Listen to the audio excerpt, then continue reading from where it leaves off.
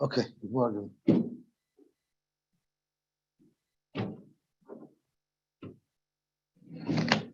Okay, today is actually some big yard sites. Today is the yard site of Rebecca Kamenetsky. So it's the last. It's Chav Tes, right? Today's what is today? Giving on Wednesday. It's Chav Tes. So today, Tes? Oh, today's Chav Tes. Okay, so I'm wrong. I'm sorry. But tomorrow is his yard site. Oh, so today is Purim. Today is Purim. Today is Purim. I'll tell you exactly what it means. Oh, that's right. It was Purim. It was called Purim of. Let me see. I believe it was a Purim. It was called Purim of Cairo. Purim of Cairo, because in 1524, Ahmed Pasha made a gzeira to destroy the entire Jewish community. And the reason why he made this gzeira to destroy the entire Jewish community, because he was just like a general, he was a pasha under the governor of Salim II from Turkey. He was the head of the whole empire. And this fellow wanted to break off and go on his own, like Ukraine. He wanted to break off and go on his own. So he instructed his main minister, who was a Yid, from a Yid, to mint a special coin that was with his name on the coin, which would basically be to declare sovereignty from Egypt. I mean, Egypt will be sovereign from Turkey, and this Jew, rather than double cross the big king, went and told the big king about what happened, and so because of that, he was very angry, and he wanted to kill the entire Jewish community. And what happened was, What do you even have to do with all this? it was a Yid who betrayed him to the king, right? So that's why he wanted to kill the whole Jewish community. And he said that he put a tremendous tax on the Yidden, which was impossible to assemble. And as much as they assembled, they couldn't do it. He was going to kill them. But one day he was coming out of his bathhouse, and his inner circle turned on him and killed him. And because of that, they were Matzah B'Gzeira, and it was called Purim of Cairo. They actually have a special Megillah written to say over this story, the Maisa of Purim Cairo. What year was that? 1524. 15? 1524. Someone told me today is also the yard site of the Machzis HaShekel. And the reason why he called his sefer the Machzis HaShekel, I'm going to read it from here. He called it the Machzis HaShekel. His name is Shmuel Halevi Klein. He called it the Machzis HaShekel because he said, if even half of what I said here in this sefer is true, I'll be happy. So he was a very big honor. That's what he called the Machzis HaShekel. So someone told me a phenomenal story, how you always have to check sources before you rely on someone telling you something over. So Shir Sechachevsky told me that somebody who he knows, he told me the guy's name, I forgot what the guy's name was. He met a guy on a train there schmoozing, and someone said that Moshe Feinstein said that the smallest shear for a yarmulke is the size of a $50, of a US $50. That would be the smallest allowable shear for a yarmulke. So he found that strange. So he wanted to look up to Reb Moshe, and Reb Moshe does talk about the smallest shear of a yarmulke, but he quotes from the Machzis HaShekel. So this guy didn't even know how to read the tshuva. He heard Reb Moshe say, he started Reb Moshe say to the Machzis HaShekel, so he understood from there. Oh, that must be the size of the yarmulke. Really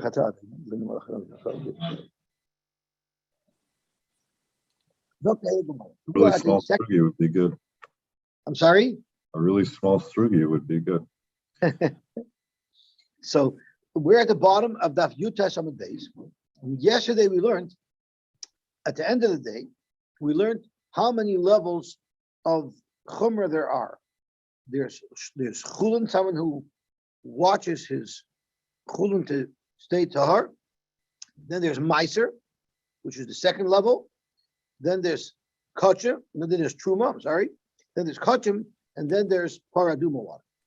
And there was a shaila if Meiser is a distinct level or not, because in our Mishnah at the beginning it talks about Big Day Eichli Meiser. I'm sorry, it talks about if you are told Hochsuk for Meiser, it's not for Truma. But when it comes to the Big Day, to the Begadim, there it doesn't mention Meiser. So there was a shaila if it's a machlokes quoted in our Mishnah, or if in fact our Mishnah also should have all 5 levels. So Amar Rav Mori, Rav Mori said, Shemamina, you see from here that chulun shenasu al taras hakodesh kekodesh dami. From here you see that if you're treating your chulun like it is kodesh, it will be on the same level of kodesh. So if you're just watching your chulun that it should not become tamei, that's chulun. But if you're watching your chulun and you're treating it like kodesh, that would have a din of kodesh.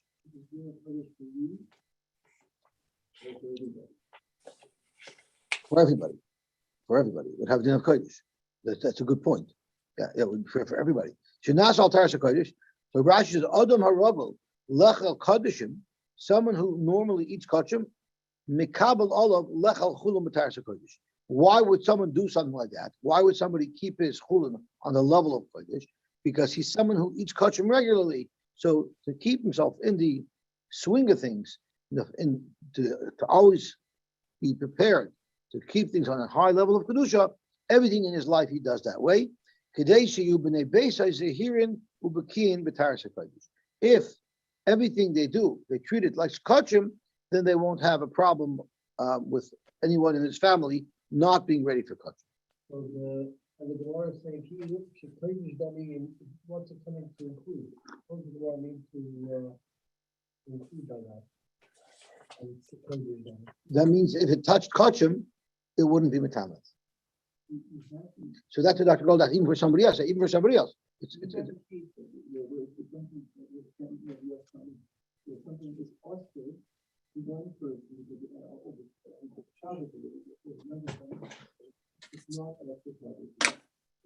if someone is something that's a product of Shabbos, that someone who's over Shabbos b'shogeg, so it's also to him, but others could use it, right? So there is such a concept. Why is that concept? Because if something, I don't think they make distinctions that this is tummy for me, but not tummy for you. If it's a piece of kachim, it's a piece of meat that was left over from a korban, I don't think it's possible to say that I'm allowed to eat it, but you're not. No, it's kachim. I'm talking about real kachim. If you have real kachim that was touched by a piece of meat that someone was watching al taras kodesh, so that piece of meat is good for everybody. Okay, so let's hear the Gemara says. Amar Shmamina chulun shenasu al taras hakodesh kakodesh. Again, it's only that it's not going to make kachim from it. That's how I understand it. Yeah, that's how I understand it. It's not elevated in any real way. It's just that It has a kedusha. it doesn't have kedusha. No, it doesn't technically have kedusha. It just means we. But we're not worried about it. Correct. Kodesh Correct. dummy that it's not And elevated. Mimai, how do you know? Midaloi katani b'humayla. The Mishnah, when it lists off the different levels, it doesn't speak about a level of chulun shenasu al taras hakodesh. It talks about chulun, right? So why didn't it say another level? It must be that we treat it just like kodesh. So actually, it's midaloi katani b'humayla. Leimer big day prushin ha'oichlin chulayim b'taras chulin should be medris la'oichlin chulayim b'taras hakodesh. It doesn't say that. So it doesn't add in an additional level. Shemamina b'chlal kodesh. Someone who treats his chulin like it's kachim, that's someone who is oichle kachim. And the level of kodesh, someone who keeps his things on the level of kodesh, the Mishnah discusses that he's good for everything except for mechatas. So Frek Gemara, not necessarily. Just because our Mishnah doesn't list it off, that doesn't mean that it's the same thing as oichle kodesh. Maybe it's the same thing as truma. The Dilma, high deloy katani b'humayla, is because the idamul truma, maybe it's on the level of truma, and hatani truma. Our Mishnah already lists off truma as one of the levels. Vidama l'chulin, and if it's only doimit the chulin, meaning it's not an extra, it's not anything better than chulin that you are makbid that it shouldn't become tamei. Hatani l'chulin, it says that as well. So maybe in fact that big day, maybe in fact it's that someone who's shomer his tyrus of tyrus hakodesh is not like kachin. Maybe it's like truma, maybe it's like chulin. But the reason why the Mishnah doesn't list it up as a separate level is because the Mishnah is listing off the levels, and any other sub-level that fits into one of those 5 categories, the Mishnah didn't see a need to list. The Tanan we learned, we actually have a machlokes about chulun shenasu al taras hakodesh, and it says in the Mishnah, chulun shenasu al taras hakodesh harein kechulun, they're like chulun. Abelazar bar tzadok omer harein ketruma. So if that's the case, you don't have a raya from our Mishnah, in fact, that chulun shenasu al taras hakodesh is kekodesh. Elami seifa, but maybe we have a raya from the seifa. The seifa says, Yosy ben Yezer hayachasid shebechahuna. He was a chasid shebechahuna. Nevertheless, vayimat pachtoi, his beged was medris lekodesh. If someone was eating kodesh and he sat on the beged from Yosy ben Yezer's house, he wouldn't be able to eat kodesh. Yochim ben Gudguda hayaoichel al taras hakodesh. He was makbid to eat his chulin al taras hakodesh, exactly the discussion that we're having. Kol yomam, all of his life. V'ha'izim etpachtoi medris lechatos. If someone wanted to be involved in the paraduma water, he had to toivel. He had to be mitayr himself. But lechatos in lekodesh loy. But if someone sat on the shmata of Yochanan and Gudguda and he wanted to be Isaac and Kachim, there would be no problem at all, because Yochanan and Gudguda ate all of his chulin al taras hakodesh. So you see that if someone keeps his chulin al taras hakodesh, we treat it just like it's kachim itself. Kodesh loy alma kasaver chulin shenasu al taras kodesh kekodesh. So in fact, we have a 3-way machlokes tonight. We have a shita who holds that even chulin shenasu al taras hakodesh is no different than any other chulin. Then we have chulin shenasu al taras hakodesh has enough truma, and now our Mishnah, we're proving from our Mishnah that chulin shenasu al taras hakodesh has the same level of kedusha or of tahira, to be more accurate, the way Chaim Tzvi was ma'ir, as kachim itself. Gebaltig. So that solves that issue. Someone who acts and treats everything like kodesh, and what does it mean practically? He keeps it like kodesh. It means if it became revi, he wouldn't use it. Right? If it's chulin up until sheni, you're worried. After sheni, if a sheni l'tuma touches some food in his house, he'll eat it because it has no dintuma.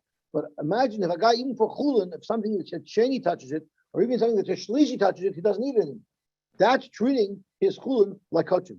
I wonder why that's not faltashkas, but I guess it's not. Maybe he gives it away. I don't know how that works. Okay. I would say the same. My mother would tell me. In Ethiopia, they love to have this, right? I don't remember what she said, but she made me feel guilty. Did you give it? Did you not give it to your And as you can see, I usually succumbed. Did you not give it to your animals? I'm not Get sure. it out of the house. Could be. Yeah. And the velos told me like how to tashlich. What you're saying is that the ground state of something is kodesh. What do you mean? What do you mean with the ground state? What does that mean? It's very practical. The question is if it touches kachim, will that kachim be tummy? So chulun shenas al taras hakodesh. If it touches a piece of kachim, does it pass the kachim or not? If it's kodesh tummy, it doesn't. If it's not kodesh tummy, what? What you're saying in that case is the ground state of kachim is I don't know what's the definition of the ground state. Brought down to level. You can't elevate something to a higher level. Could you give me a practical example of what you're referring to? That's exactly what you said. In other words, this food was always sort of in a state of protein. To be brought down by contact to Becomes tummy. Yeah. Now, can the food be brought up to a level? Could you make something that's tummy not tummy anymore? No, food once it becomes tummy, there's no correction for it. Like mikveh, toiveling in a mikveh works for kalim. Food once it becomes tummy, there's no hope for it. So Zok the Gemara weiter. And all these tumas that we're talking about are only for food tumas because they're shiny and lighter. What I'm getting at, the ground state of something, the basic state of something can be kosher. Can have the level of tahara of kosher. Basically, as long as when something comes into existence, the food comes into existence, what level is that? I don't know if it's dependent on the food. It's dependent on the person who's stewarding the food. Okay, but no, that means the food itself. No, the food in its stand says it didn't have chulun. Right? It would be chulun.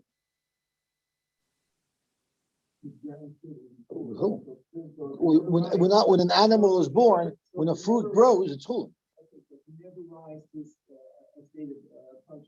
Why not? Specifically, they want to do food is at a lower state, it can't go to a higher state.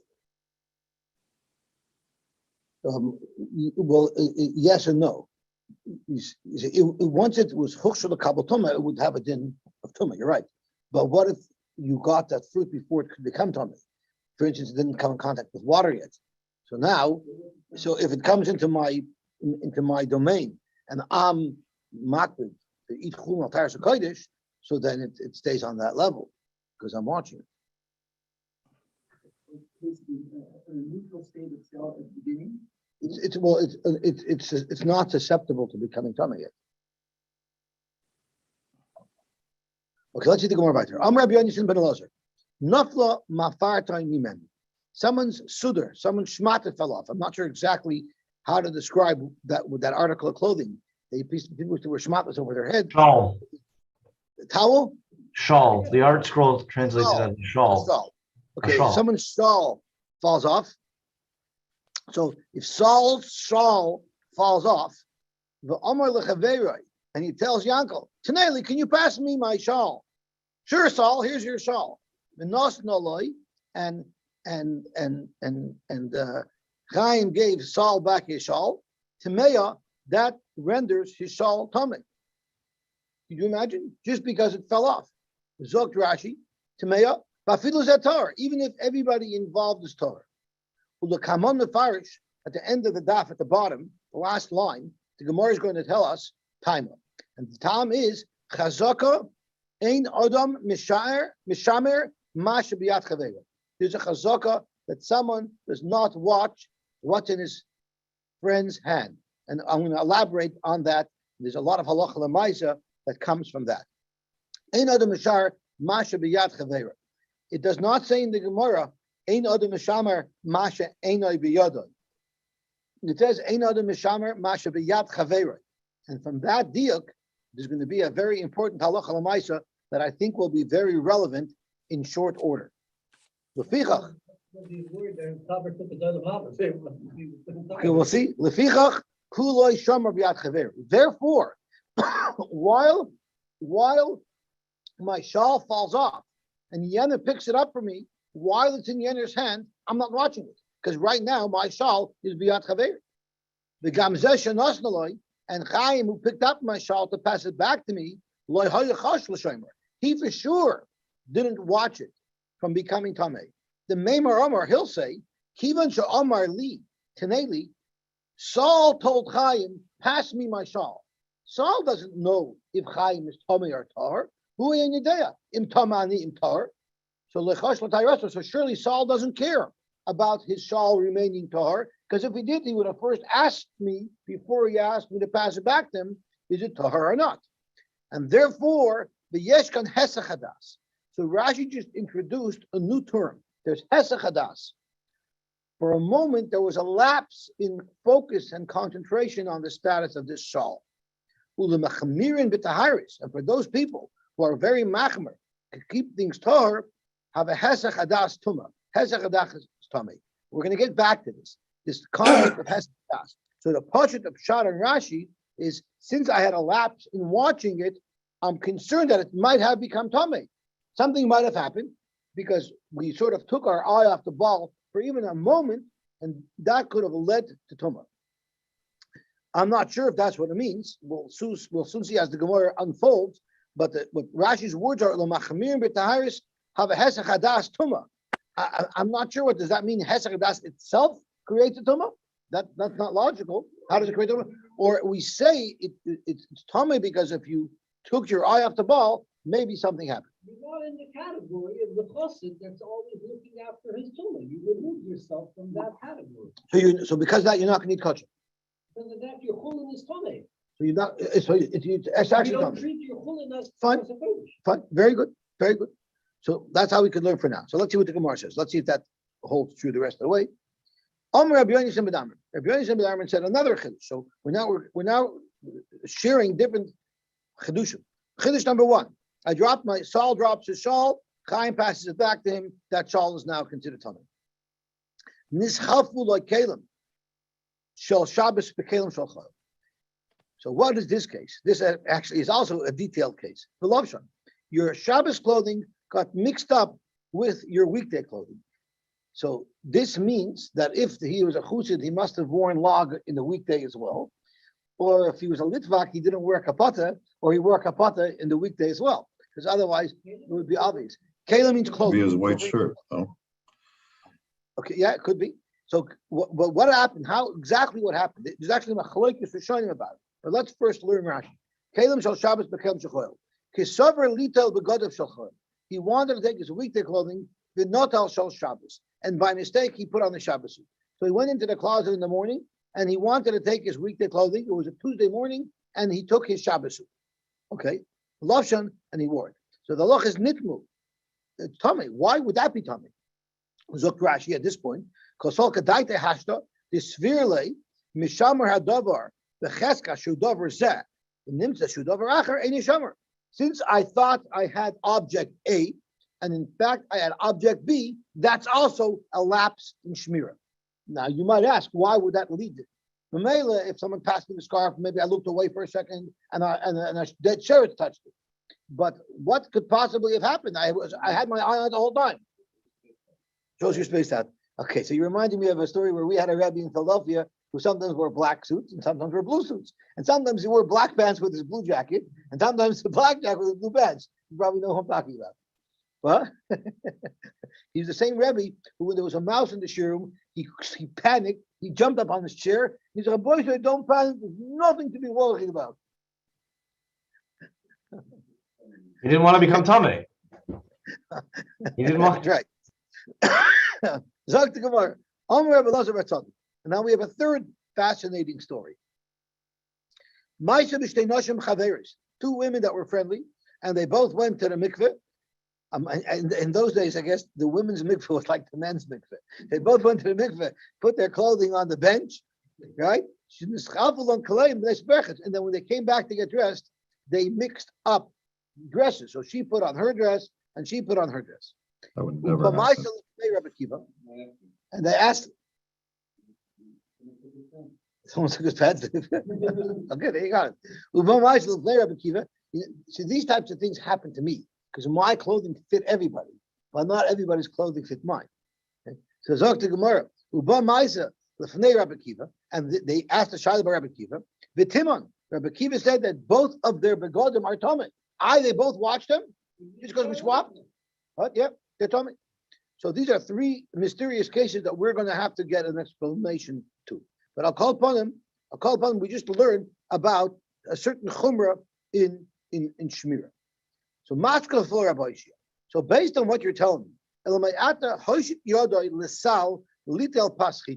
what happens if there's a basket and there's bread in there? Then someone reached his hand to take bread that was chitin. That was his intent. But also the other passer. But there was also barley bread in that basket, and he got the wrong thing. Are you going to say that that's also tamei, right? You're saying if I took my big day Shabbos instead of big day Choil, or if we swap dresses, it becomes tamei. So the same thing, if I reach out and I want to take paschitin and I end up with pasarin, are you going to say that's tamei as well? And if you want to tell me, yes, it would be tamei, I'll prove to you that it's not tamei. You had a sealed barrel, and you were watching it to make sure it wouldn't become tamei, and you assumed that there was wine in the barrel. And you found out that there was oil inside. Tahira milatame, it will be tar. According to you, ulatamech, I'm sorry, period. But according to you, it should be tummy, right? If I took the wrong beged, I took a beged shel choil instead of a beged, I took a beged shel Shabbos instead of a beged shel choil, or if I took the wrong dress, it's going to be tummy. So why won't this be tummy? Yet the Brisa says here that it's not tummy. Dr. Gemara Tamech, you think you don't have a problem? You have a problem too, because Amos Seifa, that very Brisa says Basur Melecho. This bread that you took the wrong bread, you're not allowed to eat. So why would you not allowed to eat this bread? Obviously, it did become tummy. So your Brisa Minei Ubei sides a little bit with you, but it also sides a little bit with me. It might not be tummy, but I'm not allowed to eat it. Am I? I'm sorry. I'm sorry. You're right. I got mixed up. You're right. But you wouldn't be allowed to eat the oil. That's right. So am I? Why is that? So I'm Rabbi Yirmiyah. How the parchas emes seifa asur melechol loy misaylamid. That's not a good route. I'm sorry. That's fine. That's fine. So I'm Rabbi Yirmiyah. Zok Rabbi Yirmiyah. How the parchas emes seifa asur melechol loy misaylamid. That's not a problem. You know why? Because it's really, really the shmir is a good shmir, and the fact that I didn't know that it was wine, and I didn't know that it was shemen. I thought it was wine. That would not create any tumah at all. So why is this particular case asur milechol? Why can't you eat that oil? Rabbi Yirmiyah, v'omer shmartia midavar hametama v'loy midavar haposel. So once again, remember we had the difference between what it means to be posel and what it means to become tumah. Let's say sheni is the end of the line for tumah and chulin. So if something becomes a sheni, that sheni we don't call it tumah, we call it posel, because that sheni can no longer be mitama anything else, because it's the end of the line. Same thing with a shlishi for a truma or a revi for kodesh. When we use the word tumah, it means that we're making it tumah in such a way that it can be mitama another thing. So by chulin, making something into a rishon l'tumah, that's called mitama, because now this can turn around and make something else tumah as well. So Zok to Gemara, the reason why the wine is not tumah, but it's asur milechol, is because the person who watched it was only careful to prevent it from becoming a rishon, but he wasn't careful to prevent it from becoming a sheni. So of course a shmir is a good shmir. This particular case, of course the shmir is a good shmir, even though he thought he was watching wine and he was really watching oil. So why is it asur loichlo? That's because when he watched it, he wasn't protecting it from becoming a sheni utumah. Zok Rashi, Amash Martir Midavar Matama. You ask me what type of wax job is only going to watch this and not that? He's probably a union guy, or he probably works for the government.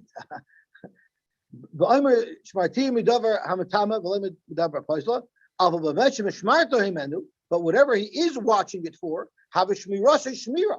It's a good shmira, even though it's not the wine as he thinks it is, rather it's oil. His shmira is still a good shmira. Frank the Gemara, which is really Mati's kasha. When we eat in the Tirusa Lapalga, you ask why would someone do it? But the Gemara says, I am watching it. So I will see if it becomes something. So how could you split it? I'm watching it the whole time. But when we eat in the Tirusa Lapalga, is it possible to have a shmir that since I'm only caring about A and not B, therefore my shmir is only good for A and not B, even though Lamaisa I'm watching it? As a matter of fact, there is such a thing. So you see how Tumah is so counterintuitive. Your intent determines the level of shmira, right? When you toivel, your intent of what you're toiling for determines the level of the tahira that your mikvah does for you. But Tanya, we learn. You keep saying that it's coming to this and coming that. I think the idea, and that's why you're struggling with how things work. I think it's just a desire that the Chachamim were giving it, that we're now more. This is Almid Rabban. Yeah, this is Almid Rabban. Yeah, but meaning that it's not that it's Tomei, it's that the Chachamim are now afraid that this is going to make something else. Well, they treat it like it's something. They treat it like it's Tomei. Yeah. So But Tanya, isn't Tanya. Rabbi Yirmiyah coming and saying that the case is it would be possible he didn't have that level of shmir in mind, but if he's mistaking oil and wine, it doesn't matter. Correct. That's exactly what he says. That's what he's saying, right? It's Yeah. like the contents of the barrel. You don't know what's in the barrel. You just know that you're guarding it against becoming tameh. Correct. Okay. So that's why it's a kasha on. We have three cases that seem to indicate that if you mix up wine and oil, it would be tummy. Your shmir is not a good shmir, right? If you take your wrong clothing, right? The Gemara says that they would both be tummy. Yet the Brisa says that it doesn't make a difference if it was wine or oil. It's tar anyway. And the case that you're asking why is it possible, that's for a different reason. That's because he wasn't watching it for something like that. And so yes, there is something called the tirusa lapalga. It's only going to be tar. Your shemir is only effective for what your intention was. Because the Tanya we learned, what happens if you have a basket on your shoulder and you reach up into your basket on your shoulder, so you can't really see what's there, you're just reaching in. Rashi says, what's in this basket? Hasal shepe'enim al ksefai. You have a basket of figs on your shoulder. You reach over into it. Hasal al ksefai. There's also a magrefa in there. Rashi says a magrefa is a type of keli that you normally scrape ovens with. Why in the world do you have it with figs? Because it's also a handy tool to use to break apart these sticky figs who stick to each other, right? So there'll always be some residue of figs on this magrefa. So you're reaching over to get some figs, and you end up, he wanted to get to the basket, but he didn't want, I guess he wants to straighten the basket out on the shoulder. It was shifting, and he didn't want to touch the magrefa, he wanted to touch the basket. But he didn't intend to touch that tool that was in there. So the halach is a sal tahar. This sal is going to be tahar. Magrefa tameya. But the magrefa, that tool, is going to be tamei. How is that possible? Hasal tahar. How could you say that the basket is tahar if you're saying that there's a magrefa in there that's tamei? Tikma hamagrefa l'sal. Why, if you have a magrefa that we're giving it a status of tumah, it's in the basket, so why isn't the magrefa going to make the sal tamei? Zaktamara, that's simple, because ain't kli metama kli. We know that a keli cannot be metama another keli. A keli that's a rishon cannot make another keli into a rishon, because it could only be metama food. Correct, Gemara. Okay, fine. Velitma masha b'sal. So why don't we say that all of the food, all of the figs in the basket should become tamei from the magrefa that we assume that it's tamei? Zok to Gemara, Amar Avina, but Omer is the person who said Shomartiv, I was careful with this sal and with this magrefa, midavar shemetamoy, from something that makes it tamei. And once again, Rashi says tamei means anois latuma latamei acherim. I stopped it from becoming an av, but v'loy midavar hapoisloi. But I didn't watch it from something that would make it into a rishon, which could make things, which would make things into a sheni. I mean, which will not be able to transmit tamei. So therefore, you could split it. So once again, you see that you can split your level of shmira. I watched it to make sure it wouldn't become a rishon, but I didn't watch it to make sure it wouldn't become a sheni. So that proves that you can have a split. But mikomakim kosher.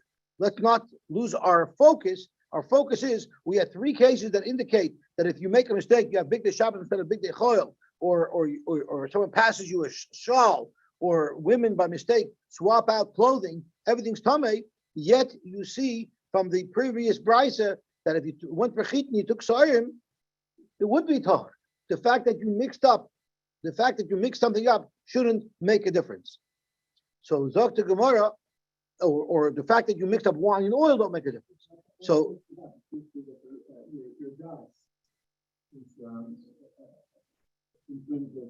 and this is exactly what the Gemara is gonna hone in on right now. Exactly the point that you're making. So mikol makim kasher. Zok to Gemara, and as a matter of fact, the problems compound because we have another problem. Most of Rabbi Baravua, Ma'isa be'isha achas. Once upon a time, and here you see the chachma of Chazal as to why they make these gzeres, because we're thinking of this is so over the top, right? But it's not over the top at all. Yeah, but it also does say Isha Achas. One woman made a So look at this. And she told him, Rebbe, beged zeh, I have over here a beged, or raktiv b'tahira. Rashi, what does that mean? At what point is a beged that could become tamei? When it's 3 by 3, 3 fingers by 3 fingers. If it's smaller than that, it cannot become tamei. And she said, I was very careful that from the moment this beged was of size that it could possibly contract tumah, I watched it like a hawk. I'm sure there's no tumah. But the problem was, I didn't have a specific intent to watch it, but I know that it didn't become tummy. It didn't become tummy. A rock to I know it's tar. I know that it never came into contact with tumah, but I didn't have specifically in mind. I'm going to watch it to make sure that it stays tar. But I was there. I watched it the whole time. I was there. I didn't consciously make up that I'm going to watch it, right? So is it tar or not? Because I didn't have special component to watch it. So Rabbi Shmuel started cross-questioning her and asking her details about the story. When we talk with Dikosh, Shahoyer Rabbi Shmuel Boitka in conversation as he's discussing things with her, because he asked her, did this happen? Is it possible that happened? Because since she wasn't focused on watching it, she just noticed that nothing happened to it. He was asking her, maybe there's certain things you overlooked. And look at what he found. Amr Loi, she told him, Rebbe, Nida Moshcha Imi Bechevel. There was a woman, there was a Nida, that she got involved in the process. So she could have leaned on it and that would have made a tummy. But since she wasn't focused on it, she didn't think so. After he cross-questioned her, it came out the fact that there was an actual tumor there. So you see, there's good reason why you have to be focused that I'm watching it for a purpose. You can't just say, I didn't see anything happen, because sometimes you do see something happen, but you don't put two and two together. Rabbi Shmuel commented, how wise are the Chachamim? They used to say, it has to be a focused effort, a concentration, a positive watching. Another story. She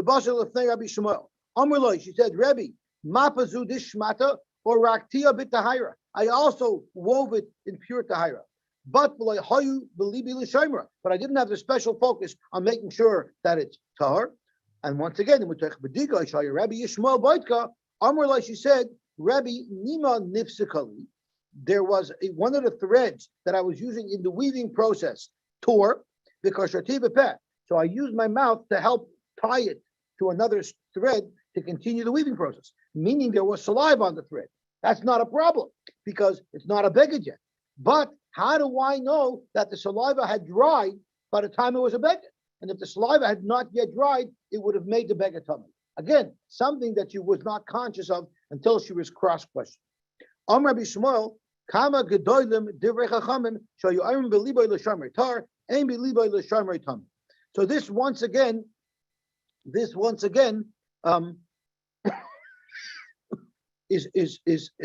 up to ante. How is it that if you mix something up, it should be tummy? So this is another kasha on that the Gemara says that mixing things up shouldn't be a problem. Here you see there is a problem. So Zok to Gemara, Bishlama lo Rabbi Elazar bar Tzadok. Bishlama, the case of Rabbi Elazar bar Tzadok. So what was the case of Rabbi Elazar bar Tzadok? It was the case of let's see if we can go back to the Gemara to find it. Ma'aseh b'shtei noshim chaveris shenischafu and kalem b'veis hamerches u'b'ma'aseh lefnei Rabbi Kiva v'Timah. That we could explain why it's tummy, even though they were both watching their begodim. The Bishlama lo Rabbi Elazar bar Tzadok, kol achas va'achas oimeres. The reason why each beged is tummy is because when each one realizes that they're really wearing their friend's beged, kol achas v'achas oimeres kaverti eishes amoritz. I don't know exactly who her husband is and what level he's on. So she's probably an Amorit. So I don't have to be careful with her clothing as I'm wearing them till I give them back to her. And therefore, umoscha dai tamina. So for that moment, she's going to be Mesiach Das. So does Rashi speak about it? The Farish, no, Rashi doesn't speak about it. The Farish, but I'll call upon him. That's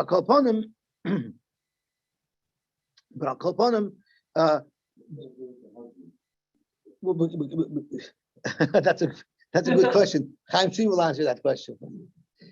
You know, maybe she's sober but tired, but her husband isn't. So like Chaim Shri says, if her husband isn't, then she's not. So I'll call upon him. The Mefarshim tell us that since when she's wearing it, she drops her guard for a second because maybe the beged that I'm wearing belongs to a woman who's not makbid. Therefore, she dropped her awareness for a minute, and that's why it would be tummy. So that takes care of Rabbi Elazar bar Tzadok. So we have a real reason why it would be tummy. It's not just like I'm watching a barrel of wine and now it turns out being oil. their attack it's Torah. But here there's a real reason why it could have been a problem. His case was where you mixed up Big Day Shabbos with Big Day Chol. This is going to be a little bit more difficult to understand. Let's just quickly see how Rashi learned the case. Rashi learns, I thought it was Chol, but I wore Shel Shabbos. That's what Rashi learns. And it says, Kivan the Kalim the Shabbos Avadlu Shimur Tfei, since normally you will protect your Big Day Shabbos more, Masach Daitei Minagi. There's a Hesach Hadas. So what does this mean? I'm wearing the clothing. Why? Just because I thought I was wearing Big Day Shabbos instead of Big Day Chol? It doesn't make any sense. So there's a couple of shotim in the Rishonim on this. We're up against the clock, so we'll just finish. I'm looking at the clock on the computer. So the Tosfos Arid says, I don't have it in here, but I had it in the I had it in my other Gemara. If anybody at the Tosfos Arid learns the opposite of Rashi. Rashi learns that I thought it was Big Day Chol, and instead I put on Big Day Shabbos. Tosfos learns the opposite. I thought it was Big Day Shabbos, and I put on Big Day Chol.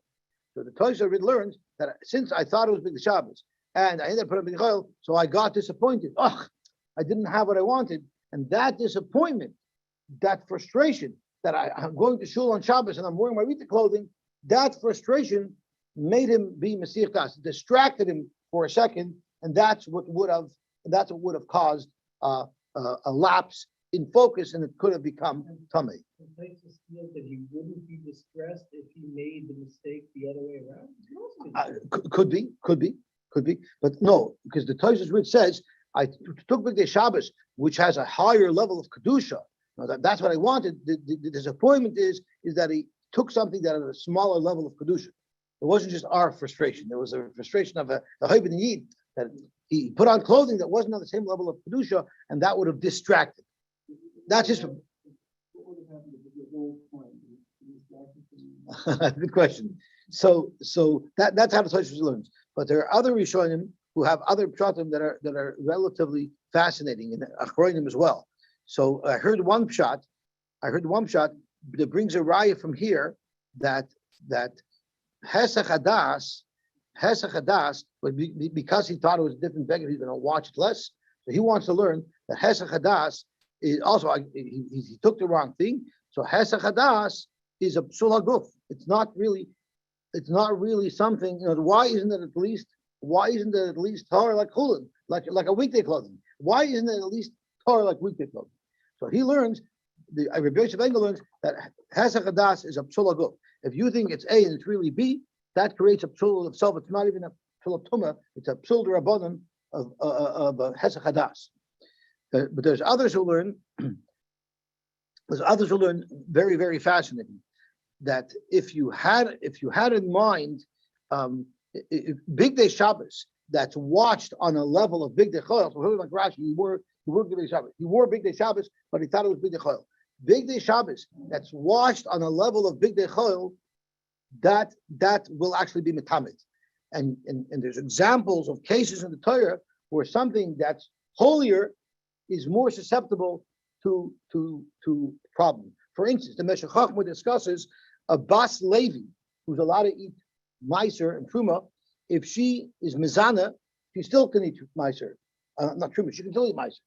But a Bas Kohen who's Mizana can no longer eat Truma. What's the difference? They are both Mizana.